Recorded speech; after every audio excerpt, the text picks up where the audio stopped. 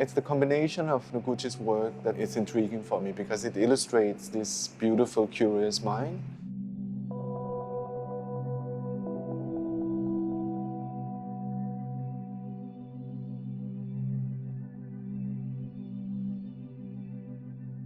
Noguchi for Yamvo Counterpoint is a two-person exhibition of Japanese-American artist Isamu Noguchi and Vietnamese-Danish artist Yamvo.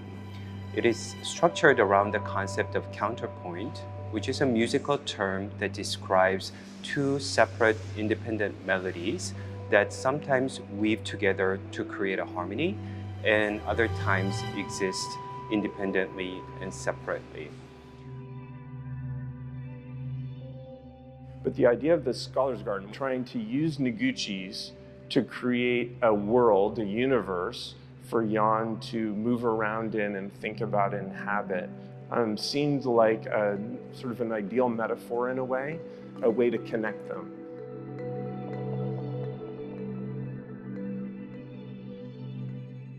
Isamu Noguchi is an American sculptor. He was born in Los Angeles to a Japanese poet and an American editor and writer. He was a set designer, he was an industrial designer. He collaborated with lots of different kinds of creative people across the spectrum. And he really made a career out of, as he said, being at home nowhere precisely, but making himself at home everywhere. And he really tried to seed himself around the planet and to draw on many, many cultures. Obviously, he was biracial and multicultural. That became the kind of the heart and soul of his practice. Play was extraordinarily important to him. Play is how we learn how to interface with the world and each other. He thought of something what he called non-directive play. And the idea is to make playgrounds that are more like nature than they are like military training grounds, which is what playgrounds looked like when he started thinking about them. Nature doesn't tell you what to do with it. Nature is an open space with infinite interpretations, physical interpretations. Yamvo, in the early part of his career, he became known for mining his own family's histories as refugees arriving in Europe after having left Vietnam that had been devastated by war and then continued turbulence. He is a connoisseur of forms and skills and craftsmanships with an incredible eye.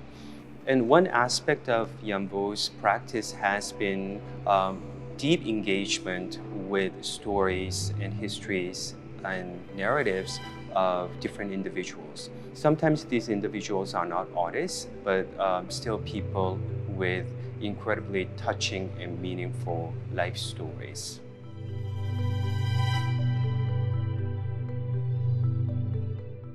When I started to work on We the People, to recreate the skin of the Statue of Liberty, I was interested in working in opposition to what people had framed my work. At the time, people talked a lot about that I was using my personal history in my work, etc. And I wanted to go against that idea because I don't think it's true. I think one has to explore different ways of working. It was really interesting to discover that the Statue of Liberty was actually only 2 millimeters thick in the skin. I thought it was important because I could take an image that most people have a relationship to. So I thought I freed myself from the personal history and so forth.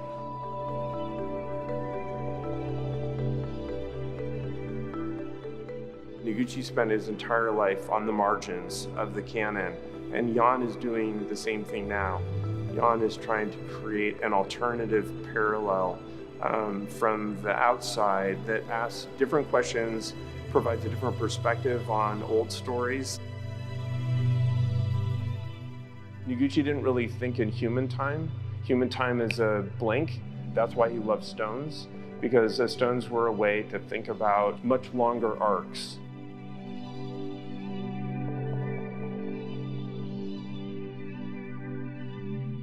Jan, I would say, more inserts one cultural perspective into another. The root impulse is the same, which is sort of a diasporic mentality, how to let seeds disperse and help them take root and help them grow into new things. What Yamvo is doing with Isamu Noguchi is not just academic exercise of researching and exploring the older artist's body of work. He is thinking of Noguchi as a kind of a lodestar for his own body of work that is continuously evolving. In the end, this exhibition is about how artists can inspire one another.